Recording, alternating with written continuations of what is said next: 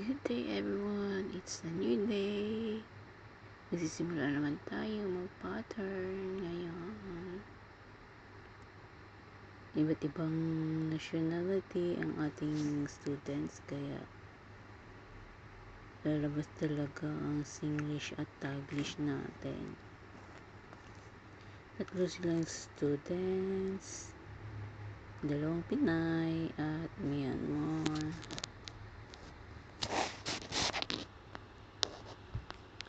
Ayan, bago magsimula.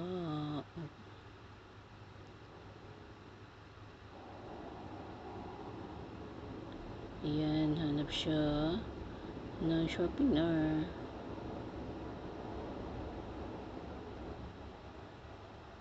Yung isa lumalabas-masok.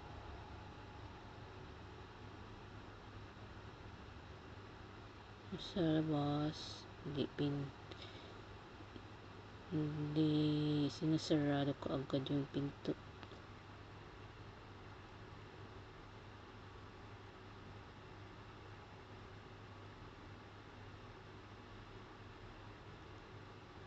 Dapat talaga kahit paulit-ulit sa pagturo, basta maintindihan nila. Kasi basic o nagsimula pa lamang sila, ayun, nagsisimula na, nagsisihan silang kasi sila dalawa nagsukat ng kanyang body measurement, kaya sinukat ko ulit kasi parang may mali.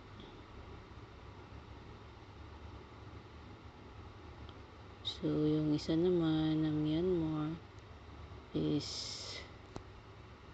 nagbisi-bisihan sa pagpapattern sa kakahintay.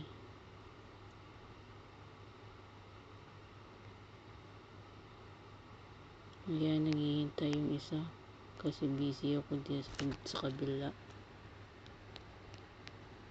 Ayan, sabi ko sa kanya, sundan niya yung isang pattern.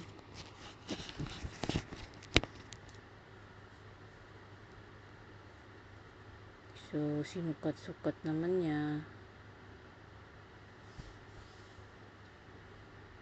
pero mali pa yung sukat ng paglagay. Pero okay lang yun, nag-try siya. Ayan, may pumasok na naman. Talaga. Magpapa-alter ng damit. Kasi malaki yung uniform niya. Yung isa naman pumasok mag-aayos ng computer ko. Ayan.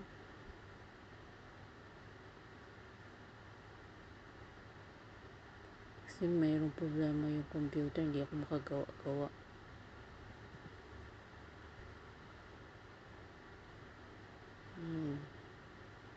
Sukat muna ako para pang-alter, para alam ko yung size. Kasi malaki kasi yung size ng uniform, large. Yung size niya is only small. So kaya kailangan nating alamin yung sukat para mas madaling mag-alter. Kaya hintay muna sila. Ayan, tapos na. Yung mag-ayos ng computer ko, 'di ba? Parang tambay lang sa room, no?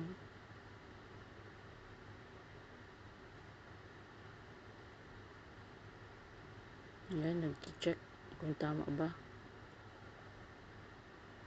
Ayan.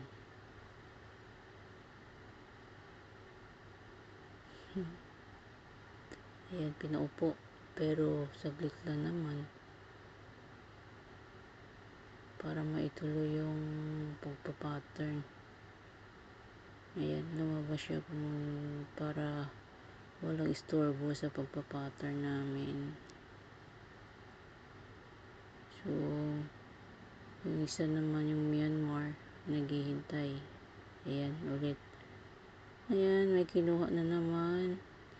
Yung hiram ng staple.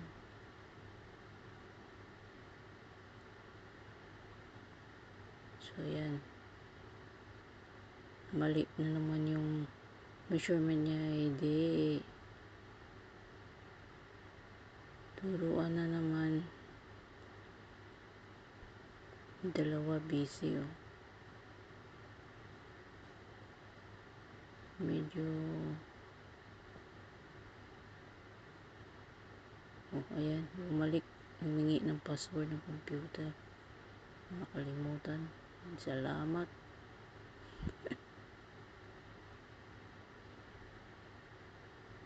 Isa na naman yung cellphone na yan.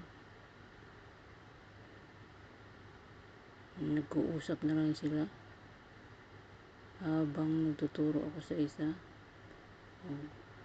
Ayan, pinakita, nag blue block yung balat niya dyan sa gilid ng noon.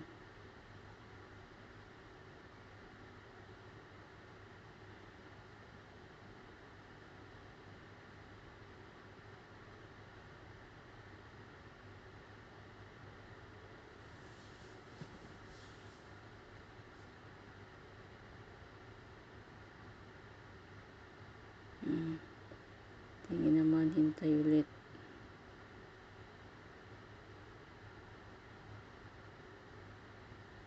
Ayan, nagpaturo kung paano mag-connect sa armhole.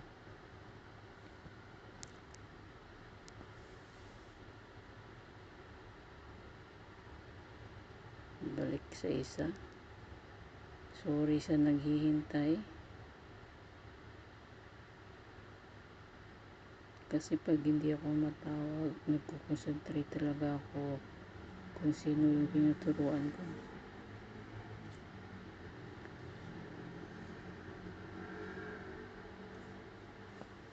Ayan, balik na. O, yun na. Pattern pa rin. Skirting pattern yan. So, saglit lang yung isa, tapos na kasi siya. Nang skirt pattern, so, magupit at magta-trace ng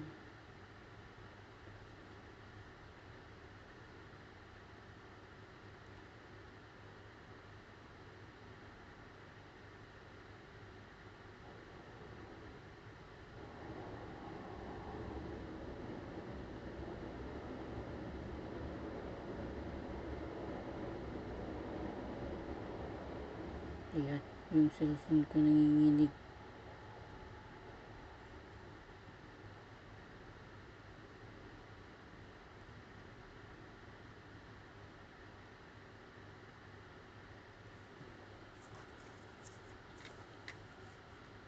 May tupak din kasi itong sensor na ng phone ko, kaya yung stand ng phone ko, kaya medyo tumidikit, hindi ko ma-follow sa sensor ng gano'n. Try ko lang yan muna yung sensor ng ano ko eh. Yan, inantok na.